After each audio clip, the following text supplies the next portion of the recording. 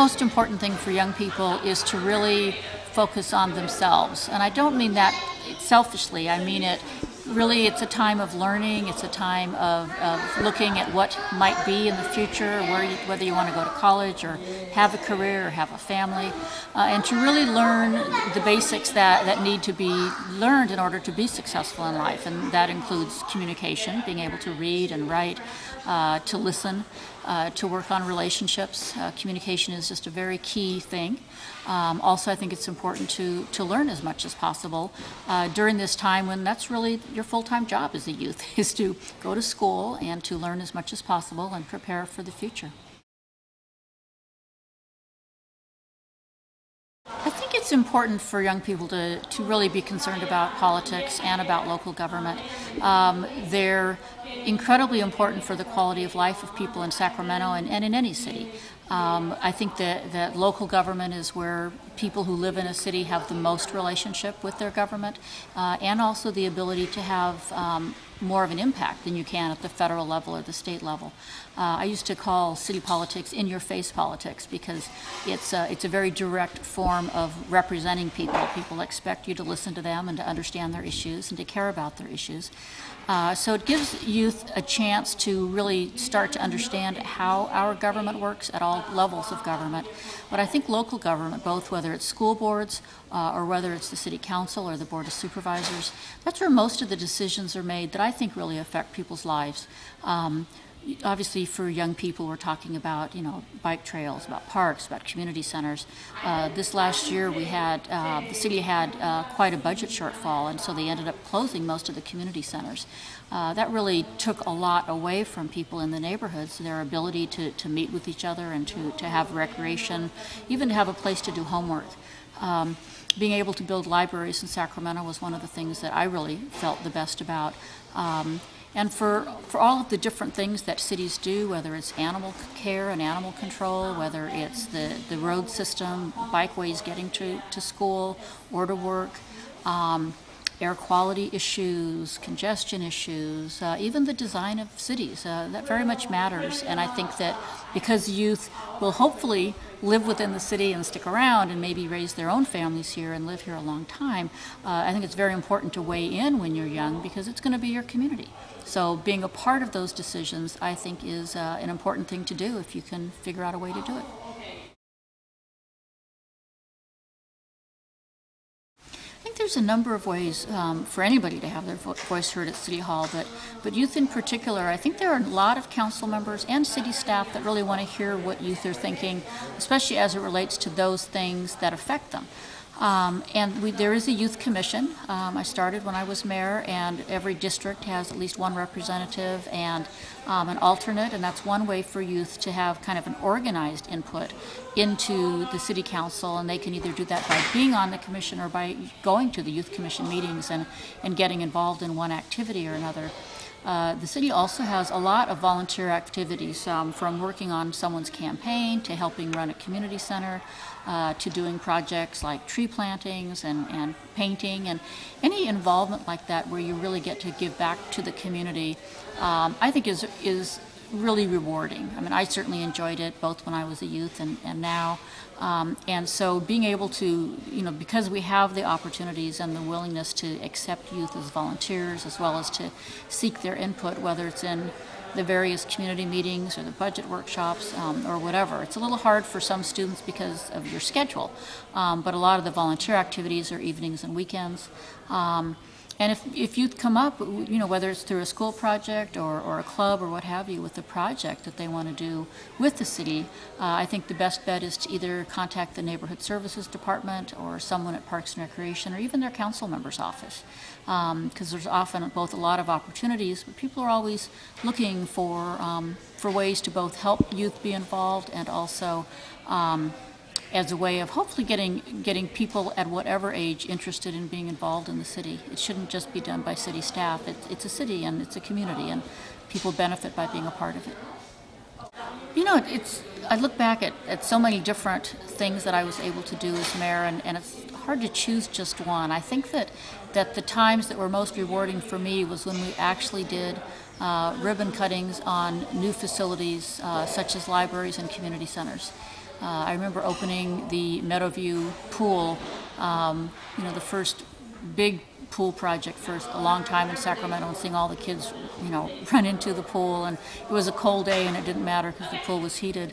But especially opening both the library and the community center here in South Natomas, where we're sitting, I had worked on the community center for over 20 years by the time we had finally got it open, and it was just an incredible experience knowing all the details of how the effort to get the land, the effort to get it designed, getting the community input and doing the surveys on what people wanted, and then being able to see it actually happen, to find the money and to put it together and have it actually open.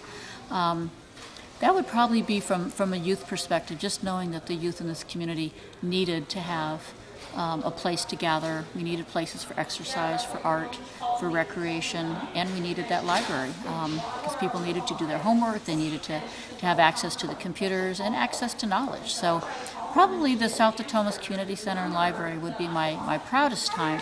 But we opened library in Meadowview, we opened one in the Pocket, we were able to do a large community center expansion in the South area at Sim Community Center, and also able to help open 2 Boys and Girls Clubs, which were also something I'm very proud of. The one especially on 12th Street took me a long time to find the land, the money, and the support of the Boys and Girls Club, but after a couple of years it was under construction, and that was just great.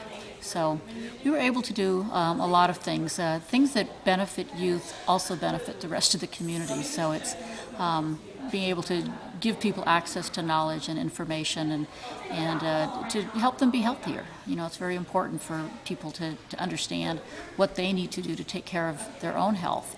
And there's so many issues now, with obesity and diabetes and just plain laziness.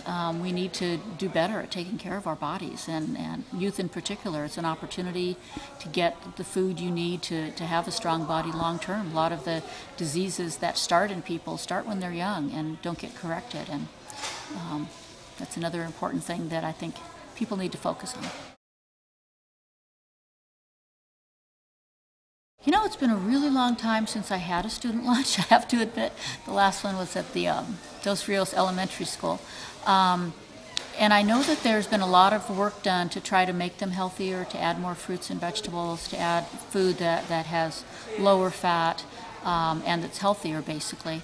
Obviously, we all have a chance to eat junk food whenever we want. We can.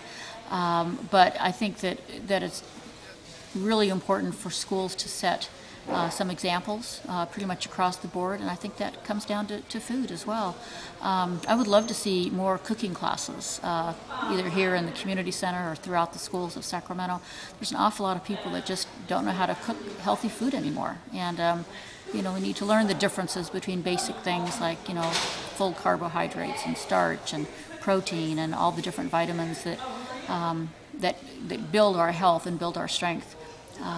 So yeah, I would love to see more involvement of the youth in setting those menus for the school cafeteria. I know that there's limitations on cost and all of that, but I think that being able to learn how to eat healthy and inexpensively is a pretty important thing as a student to know. And even for the rest of your life, there's no reason you have to eat expensive when you can eat healthy and less expensive, and take that hard-earned money and spend it on something else. I think that school discipline is important. I think people need to know what's expected of them, and they need to be held accountable pretty much at every level. It seems to me that a lot of things in terms of discipline and people's, students' willingness to listen needs to start in elementary school. It actually should start when they're at home. By the time you're 18 months or 2 years old, you really should know the meaning of the word no and take it seriously and understand that, you do need to listen to your mom or your dad if that's what they're saying. They're normally saying that to protect you. I don't know what the range of discipline is in school. It's been a long time since I was involved, so I don't know completely what the options are and what people are being asked, but I do think it's important to teach people how to resolve their issues in a nonviolent way, and again, that should start in elementary school. I think there needs to be kind of a student overview of discipline, and it should really be a kind of a community expectation. So if the students can agree with what is expected, some of those things are pretty basic. You know, don't bring a weapon to school. Don't be rude. Be respectful. Be helpful. Be friendly. All of those things I think are pretty important. And I think that the people should feel optimistic. I mean, at this point in their lives, in your lives as youth, I think it's important to feel good about the future, to really think hard about what your options might be, to kind of promise yourself not to get stuck in either negative thinking or in going the wrong direction or hanging out with the wrong people. You know, people can still make a good living and still have a good, happy life if they make the right decisions. And that's hard sometimes. But I think that really thinking through the opportunities and looking ahead at how you can make a difference. I mean, I believe everyone has in them the ability to make a difference, and whether that's just with their neighbors or in their family or on a broader scale in the community or nationally. There's still, things to be invented. There's still a lot of work that needs to be done. And I think we all feel better when we can make a difference and when we can really contribute to our community and our society.